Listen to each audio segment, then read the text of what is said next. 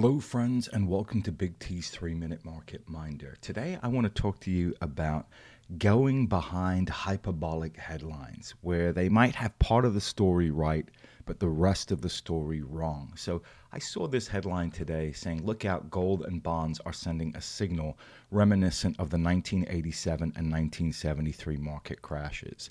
And what they're saying here is that gold prices are going up and bond yields are going up. And that rarely happens, right? It generally only happens when the market is starting to believe that there will be inflation. And this is something I've talked about late last year in 2016 when gold was getting absolutely hammered.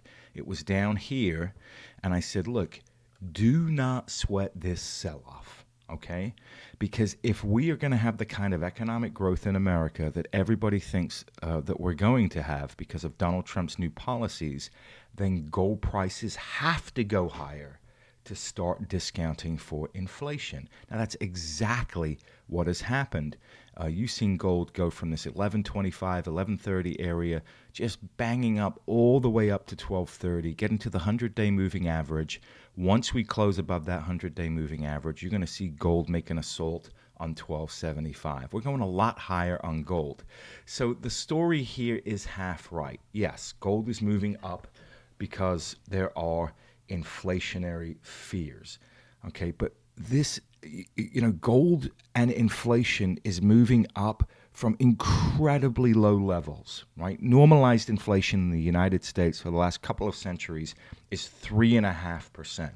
And right now it's running between 1.9 and 2.1%, depending upon which metric you use. So the idea that as we go to a normalized inflation rate, the market's going to collapse is ludicrous. Because if you look back to 87 and 73, our inflation rates were much, much higher, right? So we were going from a high inflation rate to a much higher inflation rate, which of course had a very negative impact on the stock market. So, excuse me.